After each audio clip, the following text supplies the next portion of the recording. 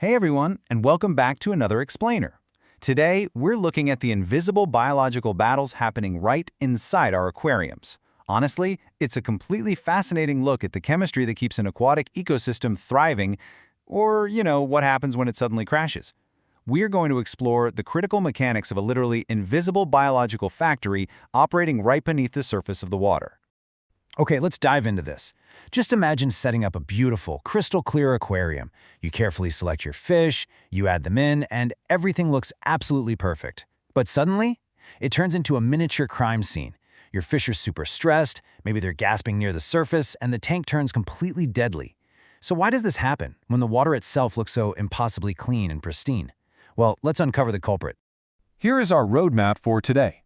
We'll cover 1. The invisible aquarium killer. 2. Step 1. Toxic ammonia. 3. Step 2. Dangerous nitrite. 4. Step 3. Safer nitrate. 5. Why new tanks crash. And finally, 6. Preventing a tank crash. All right, let's jump right into section 1, the invisible aquarium killer. Now, what's really interesting about this slide is the idea of your aquarium as a biological factory. It relies incredibly heavily on surface area.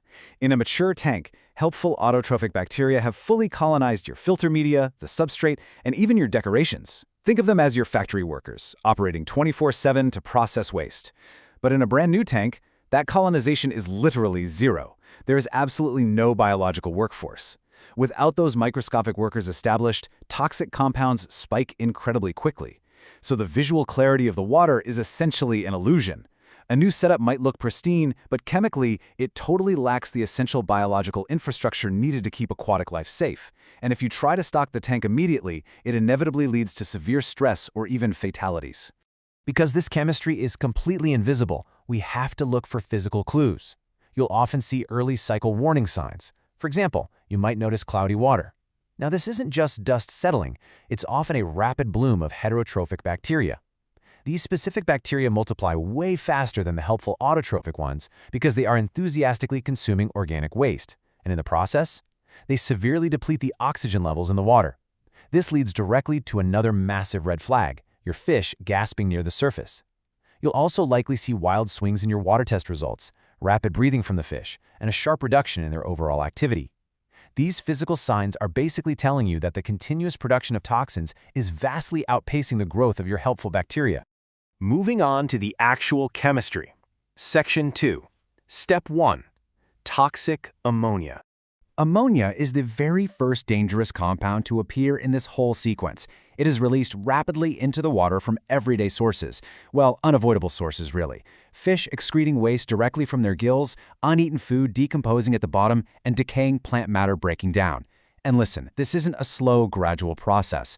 Ammonia can rise to lethal levels within just a matter of days. Now, it is absolutely vital to distinguish between free ammonia, which is highly toxic, and ammonium, which is significantly less toxic.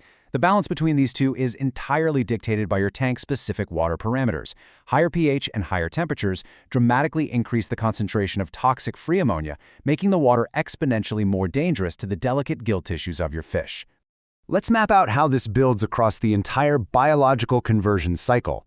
It's kind of like a precise biological relay race. First, ammonia rises from that everyday waste we just talked about. Second, a specific group of bacteria, primarily Nitrosomonas, steps in to convert that ammonia into nitrite. And finally, a completely different group of bacteria, often Nitrospira or Nitrobacter, grabs the baton and converts that nitrite into nitrate. But here's the thing.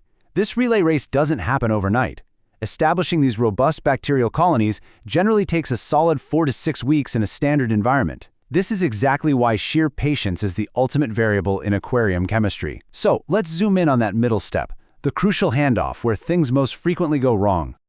Which brings us to section 3. Step 2, dangerous nitrite. When those first-stage bacteria finally get to work, they convert the ammonia into nitrite. Seeing nitrite climb on your water tests is actually a really positive signal. It means your tank has officially started cycling. But here is the massive catch. Nitrite is highly toxic in its own right. It specifically targets the bloodstream. Nitrite binds directly to the hemoglobin in a fish's blood, entirely preventing it from carrying oxygen. This devastating condition is commonly referred to as brown blood disease or methemoglobinemia. So even if you add air stones and maximize your water's surface agitation for aeration, the fish are essentially suffocating from the inside out. And because that secondary bacterial population isn't large enough yet to keep up, the toxicity remains dangerously high even as your ammonia levels start to fall. Okay, let's look at the final stage. Section 4, Step 3, Safer nitrate. Finally, our second group of autotrophic bacteria successfully converts that toxic nitrite into nitrate. And this is a huge relief, because nitrate is fundamentally far less harmful than the previous two compounds. It does naturally accumulate over time, for sure, but aquarists have total control over it. Unlike ammonia and nitrite, which are handled effortlessly by the biological factory once it's set up, nitrate is primarily removed mechanically or botanically by us. You export it out of the system through your regular water changes, or you utilize live aquatic plants that just eagerly soak it up as fertilizer. Typical freshwater aquariums completely lack the deep anaerobic zones required to harbor the specific types of bacteria needed to break nitrate down further into harmless nitrogen gas. So active management from you is required here. A complete cycle is confirmed only when ammonia and nitrate reliably drop to near zero and your nitrate levels remain stable. So, the crucial point is, why does this go wrong? Section 5. Why new tanks crash. Understanding the pure chemistry is great, right? But we really need to look at the practical, real-world mistakes hobbyists make that completely derail this biological process. Adding fish too soon simply doesn't give the bacterial community the weeks it needs to establish. Overfeeding directly pumps up your ammonia production because all that uneaten food just rots right on the substrate. A heavy bioload, meaning adding a whole bunch of fish right out of the gate, generates massive biological waste from day one. And perhaps the most fatal yet totally well-intentioned mistake, cleaning the wrong parts. Many manufacturer instructions explicitly suggest replacing your filter cartridges monthly. If you follow this advice, or if you thoroughly rinse your existing filter media in untreated tap water, you are literally throwing your hardworking factory workers in the trash. This completely strips the system of its biological filter and triggers an immediate, devastating mini-crash. Let's shift gears to the solutions. Section 6, Preventing a Tank Crash. And this brilliantly illustrates exactly what we need to do. Let's outline the exact actionable steps to ensure a healthy tank. First, don't guess. Verify your progress using reliable liquid water testing kits to monitor the daily breakdown of ammonia and nitrite. Next, add your fish gradually.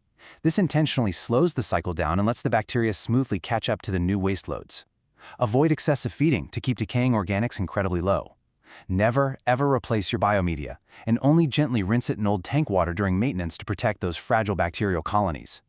Finally, you can radically jumpstart this timeline through seeding. By bringing over a sponge filter, a handful of gravel, or ceramic rings from a friend's established, mature tank, you directly transplant an active biological workforce.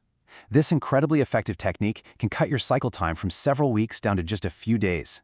So we come back to this thought. Your tank might look impeccably clean, but is it biologically mature? Understanding the nitrogen cycle is truly an exercise in patience. Matching your feeding and stocking to exactly what your tank's invisible workforce can safely process is the absolute ultimate key to success. Don't rush the biology, respect the invisible factory, and your aquarium will inevitably thrive. Thanks so much for joining me on this explainer, and we will see you next time.